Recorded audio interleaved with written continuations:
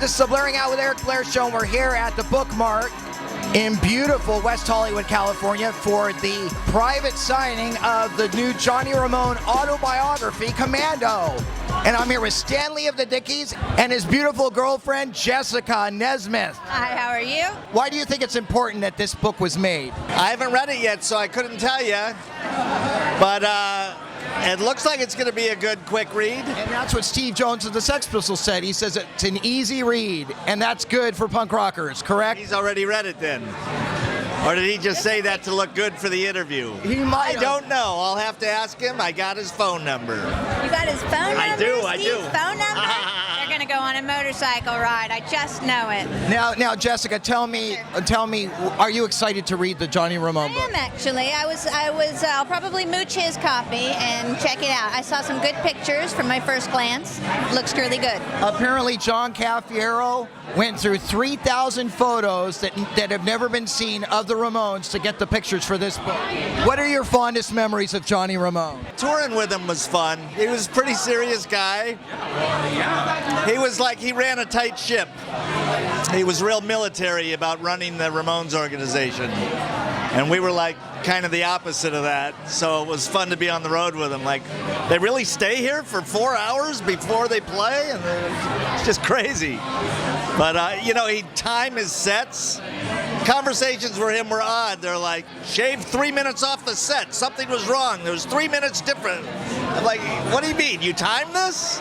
He knew exactly what the 28 songs or however many it was, how long the show was.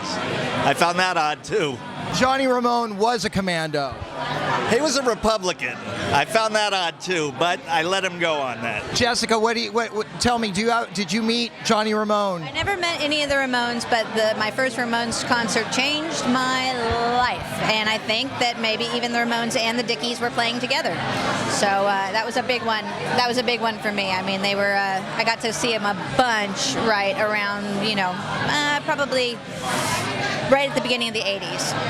And what would punk rock be without the Ramones?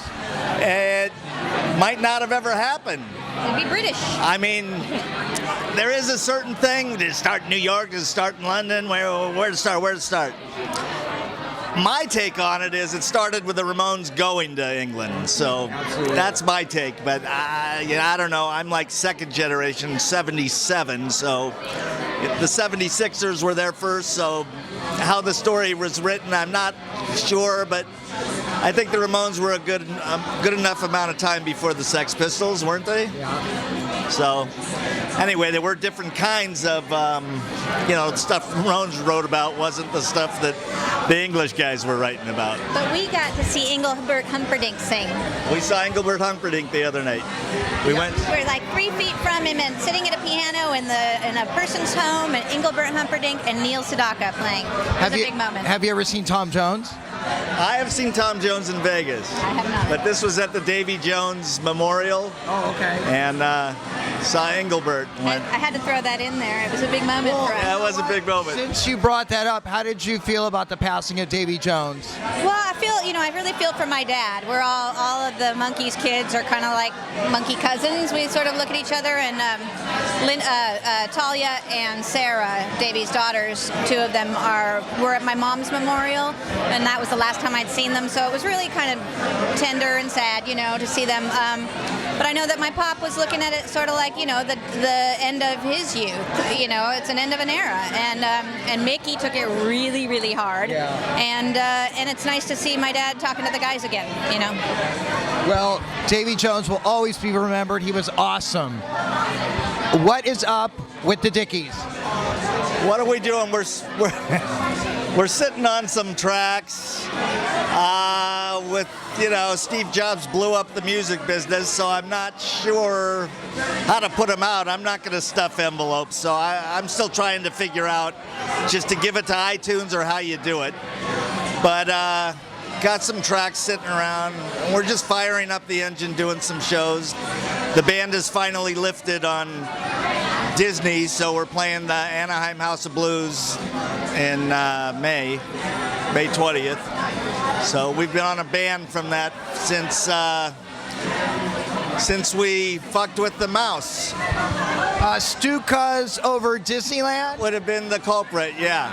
So for over 20 years, we were not allowed anywhere near Anaheim, but for some reason, they said yes.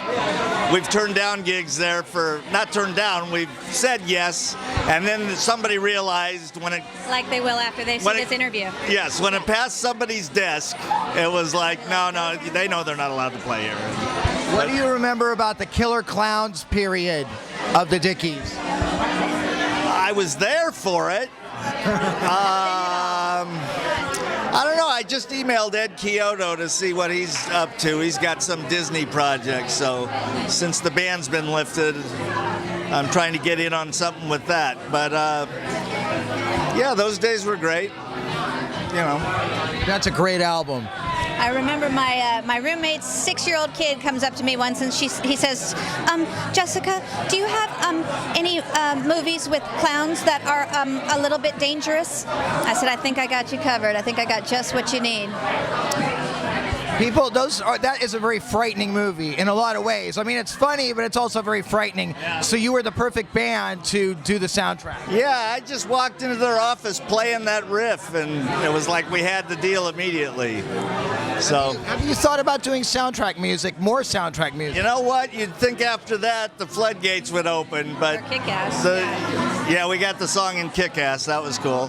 Thanks for the assist. Sure. Yeah. Jessica in with the assist. Yeah. Yeah, Kick-Ass was a great movie, and that song was like a marriage of song and screen moment. Was not a more perfect choice for the movie. So Kick-Ass, kicked ass. Blaring Out with Eric Blair with Stan Lee of the Dickies and Jessica Nesmith signing off.